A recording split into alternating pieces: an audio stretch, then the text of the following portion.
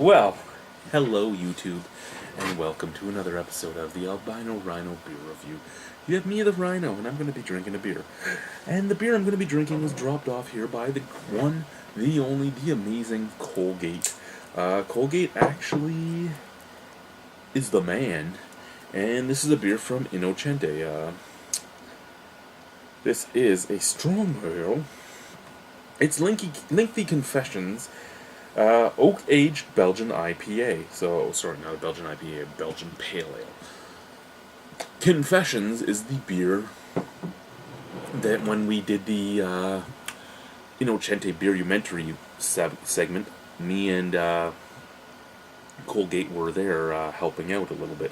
Colgate did more of the work than me. Colgate was trying to get in on it. I was trying to do my video stuff. So, I basically helped clean out the mash tun. I got there late. I didn't even have to move any of the greens. Lucky me. Anyway, so this is the beer though that we helped on. I'm gonna say it was only good because of the albino yeast in the air while I was there. Anyway, Lengthy Confessions Oak-aged Belgian Pale Ale. I believe this was the first. The first barrel-aged beer made by them. Ooh, this is bottle 136 at 250. December 4th, 2014. Today is December 28th, so it's at 24 days old. How long was it in the barrel? I don't know. A month? 20 days? 14? I don't know. Devin, Jared, Steve, anyone that watches this, how long was this in the barrel? Because we've been asking this question about how long a beer has to be barrel-aged to be good. Yeah, so we're going to drink it out of our Beer Academy Wise beer glass. Why? Because the Beer Academy closes soon, so we should do a little hey you to the Beer Academy. Right. Feel bad for everybody that's lost their job there.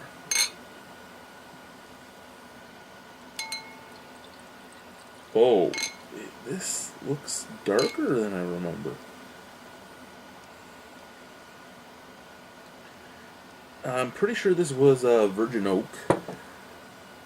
I'm not 100% sure of that, but I'm pretty sure it was Virgin Oak. But anyway, a little hazy, a honey color. Yeah, it's honey. That's what it is. It looks like honey, that kind of amberish orange color. Yeah, beautiful honey colored. White head. Well, not even white. It's off-white. It's slightly off-white head. Look at this glass. Look at this glass and this beer in this glass. I mean, yeah, it didn't fill the glass because the bottle was too small. But look at that glass. Isn't that a nice glass? Isn't that a very nice apparent bowl right at the top? I like this glass. I do. I like this glass. Thank you, Greg, for picking up this glass. I like this glass.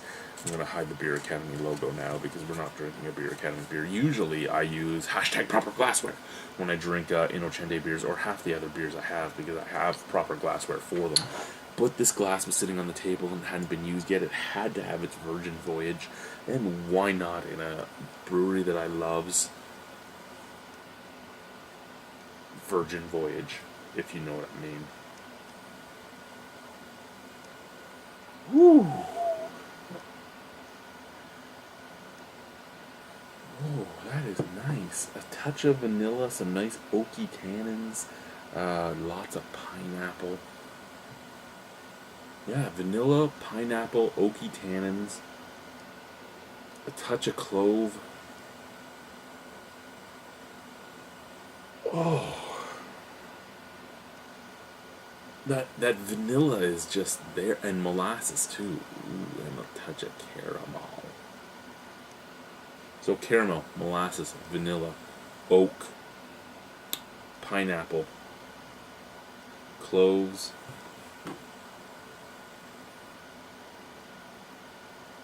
And yeah, there's nothing else I can pull out of that. Nothing else. Let's try it. Cheers, boys and squirrels.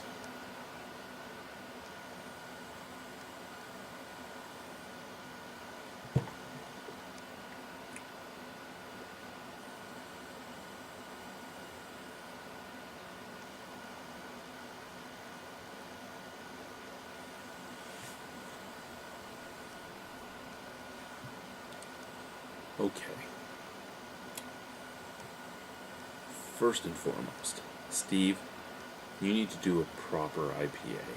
You need to go out and do the closest thing to Valentine's or something like that that you can do. Go out and get like 40 pounds of hops and throw it in a barrel and let it sit in that barrel for months, and then take it out of that barrel and serve it and see what happens. Because you need to do that. You do. Because this beer was good, and it was good, and now it's great. It actually, I don't know if the camera caught my face or not properly, but it actually sent shivers down my spine. It did. It sent shivers down my spine, guys. I'm so so ecstatic with beer that it's not funny. But this beer in particular, I wish I had more bottles. I wish there was more than 250 made. I wish that I could have said to Devin, I wish I had tried one before so I could say to Devin, pick me up 4, I will pay you for them. I want to hide them in the cellar until the guys come here in May, because this beer is spectacular. This actually very much reminds me of how I felt the first time I drank Innocent Gun. And I love Innocent Gun to this day, though I can very openly admit that it's not the same beer to me as it was the first day I drank it. But the first day I drank it just pushed itself so far into my subconscious that I love the beer. That I don't love all the variations of it, but I love the beer. Innocente on its own, I don't love every beer he makes, but I love the brewery. The brewery is filled with great people who sell their beer at a fair price, a very fair price. In all honesty, his prices should actually be higher. But he sells his beer at a fair price, and it's very high quality beer on the most part. Well, even the stuff that I don't like is still high quality. It's just not stuff that I like. I didn't like his double IPA. A lot of people loved it.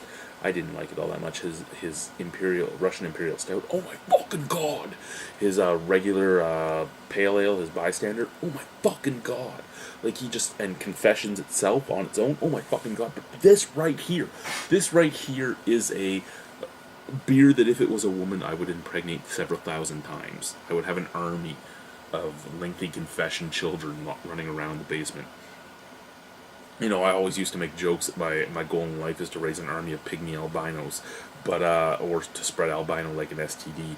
But in all honesty, having a little army of lengthy confessions around the basement would be amazing. Unfortunately, only 250 or maybe even 50, mattering how many people bought how many bottles, got to enjoy this. And this is a beer that everybody should enjoy. This is a beer that has to be made again the exact same way and put in more barrels, maybe even a little longer, but this actually almost seems perfect. I don't know how much longer you could put it in and still have this type of taste. The vanilla's there. The oak tannins are there. You're just getting vanilla and oak and molasses. The first 3 flavors are Innocent Gun original. In vanilla, oak, and molasses. Then you get a beautiful pineapple flavor mixed with a nice little figgy taste, and then you get just this very nice clove/nutmeg like finish. And it's just cloves and a slight bitterness coming up the throat. And it stops at about the middle of the tongue, and then the front of your tongue is still fine, and the middle of your tongue back just has this, like, clovey, hoppy oil on it. It's a beautiful fucking beer.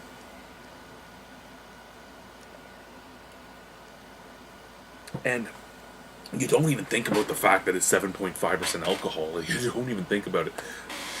In all honesty, the beer has not lost any body. And barrel aging, usually it gets a little thinner. It's still beautiful that way. ABV, 7.5, right? 7.5? Yeah, 7.5. You wouldn't even know. This is fuck you up beer. That's what this is. It's fuck you up beer that tastes like I want to fuck you beer. This is the type of beer you give to the woman. You don't propose to her with a ring. You propose to her with a bottle of this. Or you know what, girls? Actually, reverse. Do a reverse. You know how we give you a ring? Give the guy a bottle of this if you want to marry him. Be like, honey, will you marry me? And hand him a bottle of this, because this is a perfect beer. This is perfect. It's well-rounded. It's, my God, I love this beer. I can't get over this beer. This beer is beautiful. And I mean, there are so many beers out there. You know what? We are 2 days away. No, 3 days away from the end of the year. And I think this is one of the best beers I've drank this year. And it's not the, oh my God, most flavorful beer I've ever had.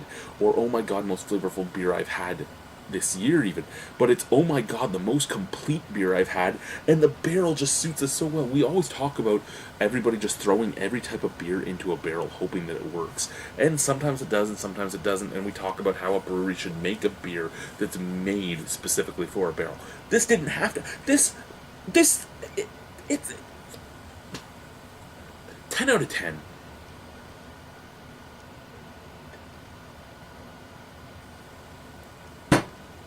It's an Imperial Pale Ale, technically.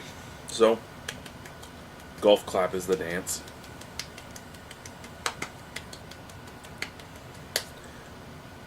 Beautiful. Thank you. Bye. I gotta go.